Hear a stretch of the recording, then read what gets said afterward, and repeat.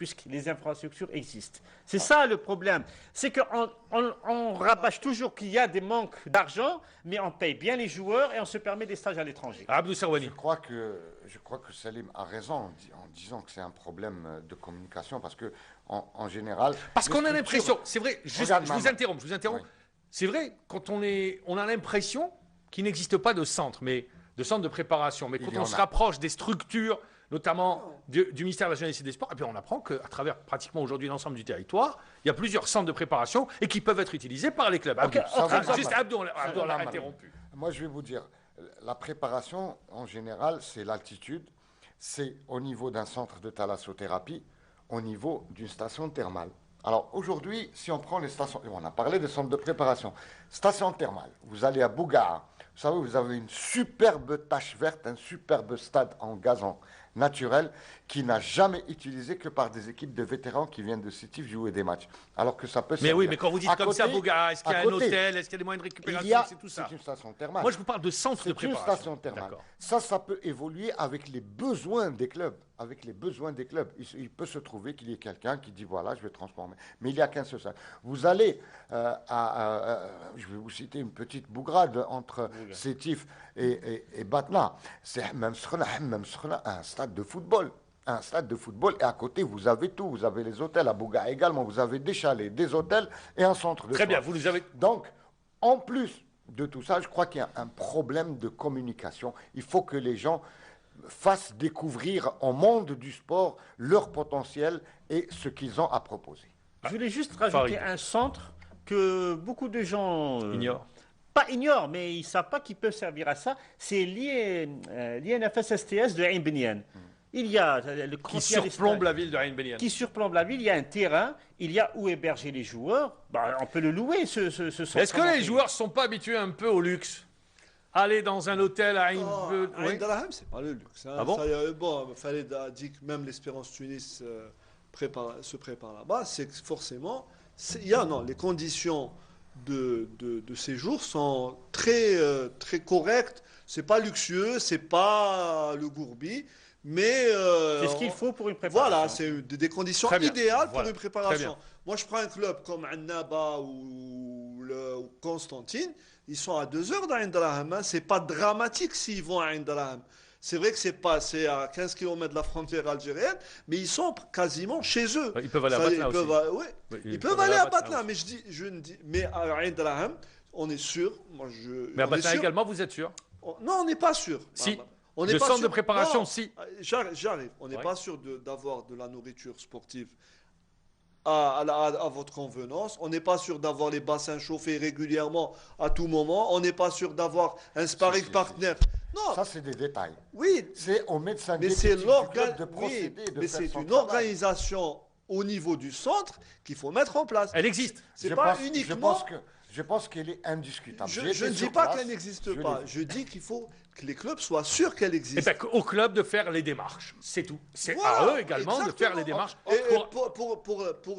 Pour rectifier un peu l'histoire de Benidorm pour Mouloudia et Sétif, je crois que c'est le sponsor qui les invite. Hein. Ils ne dépensent pas un sou. Oui, mais le sponsor, il peut. Il faut injecter l'argent du sponsor vers la gestion. Il y a une phase de préparation. D'abord, l'aspect technique. Si on va en Pologne ou en Italie. Il y a le timing. Hein. Il y a le timing de l'émission également. Pourquoi l'Italie ou l'Afrique du Sud? Vous savez, en général, les gens suivent. Quand il fait chaud chez vous, vous allez dans un endroit, c'est vers l'hémisphère sud, etc. Donc, il y a des aspects aussi très importants qui ne sont pas pris en considération. Voilà, ça on en a parlé, donc voilà, la question reste posée maintenant à nos clubs d'aller justement vers ces centres de préparation, mais également vous avez parlé de communication au centre, également de se faire connaître auprès des sportifs. J'avais quitté le football, avant de quitter le football, il y avait Abdou Serwani, conférence de presse du président de la Fédération algérienne de football, on y reviendra dimanche, vous vous attendez à des annonces? Bon, j'espère qu'il y aura des annonces. Quelle est l'annonce que vous attendez? Allez, Salim Saleh, par exemple. Il y a l'histoire du coach national. Est-ce qu'il va continuer ou pas? Pas après la coupe du Monde. Il y a l'histoire des détails de la préparation de l'équipe nationale pour le mondial. Et le plafonnement des salaires, je pense également. Voilà, et aussi, j'espère qu'on va parler un peu de football national. On va parler du football local. Lui, on a tendance à l'oublier, ce football local. Falid Aït Saala, vous attendez aux mêmes annonces? Surtout Ali Lozic. Surtout Ali Lozic, hein. Ça vous tient à cœur. Voilà. Est-ce qu'il restera? Non. Est-ce qu'il restera au-delà du mondial? Parce que ça, c'est le plus important. Après le mondial, il n'y aura aucun match amical jusqu'au premier match des qualifications pour la CAN 2015. Il est important que ce soit le même sélectionneur qui soit au mondial, qui continue après pour la Coupe d'Afrique. Eh bien, on verra si le président va répondre à toutes ces interrogations, s'il va y avoir des annonces, pardon. Il dit qu'il a jusqu'au 31 janvier pour se décider. Oh, le 31 janvier, on va voir. S'il nous dit que c'est jusqu'au 31 janvier, ça veut dire qu'il a botté en touche. Voilà, très bien. Abdou Serwani, pour terminer l'émission, on va parler d'athlétisme. Vous êtes notre spécialiste. Alors, Abdou Serwani, le cross international d'Alger, est-ce que ça va se résumer à un cross maghrébin ou bien il va y avoir d'autres nations? À ma connaissance, il y aura les athlètes tunisiens. Pour les autres, je pense que s'il y a du nouveau, ça sera vers demain ou après-demain. C'est samedi matin. C'est un cross maghrébin. C'est samedi matin.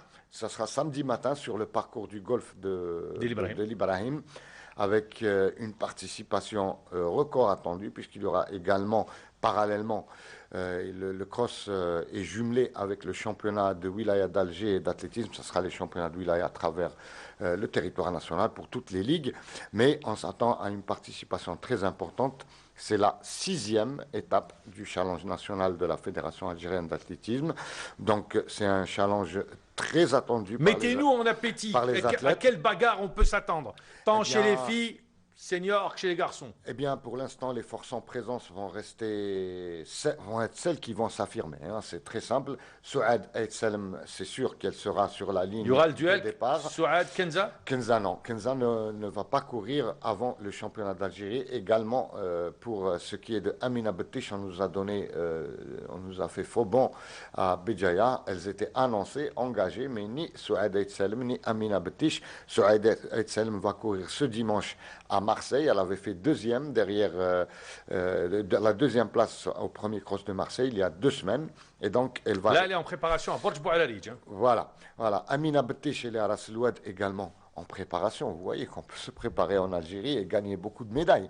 Donc, Amina Bettiche n'a pas encore couru. Seul Souad Aït-Selem. Je pense qu'on va avoir le même classement. Souad Aït-Selem, Barkahoum Drissi, Siham Aït-Atman aux 3 premières places chez les dames. Alors, en junior garçon, si Atman Atalla sera là, on va voir ce qu'il vaut réellement, parce que là, il y aura des athlètes qui vont lui tenir tête. Et les athlètes commencent à être bien préparés. En senior, messieurs, bien évidemment, c'est encore une fois la sélection nationale militaire et qui sera en force cette fois pour courir à Alger. On ne sait pas si Aboud Rabah sera présent. On dit qu'il est le plus en forme pour le moment, mais on attendra pour voir également si Khoudir Aggoun sera présent. Et là, ça sera lui qui risque un petit peu de bousculer cette sélection nationale militaire qui reste intouchable pour le moment. Sinon, chez les jeunes, eh bien, encore une fois, nous allons observer tous les jeunes talents de Borj Boualarij, de Tizi Ouzou, etc., qui vont effectuer les déplacements. Mais ça vaut le déplacement. Il faut venir sur le terrain de golf. Il y a de la place, il y a des espaces pour les téléspectateurs, et ça vaut vraiment le déplacement. La seule émission où on vous parle de football, d'athlétisme et des autres disciplines, parce qu'il y aura le handball également à partir du 16 janvier avec la Coupe d'Afrique des Nations qui se déroule en Algérie. Salim Salhi, merci d'avoir répondu à l'invitation. Farid Aït Saada, Abdou Serwani, on vous retrouve dimanche. Merci Farid. On vous retrouve tous ce dimanche. On va revenir sur la conférence de presse du président de la Fédération algérienne de football et voir si vraiment il y a des annonces qui sont faites pour cette année 2014. Merci, restez avec nous. On se retrouve dimanche à la même heure.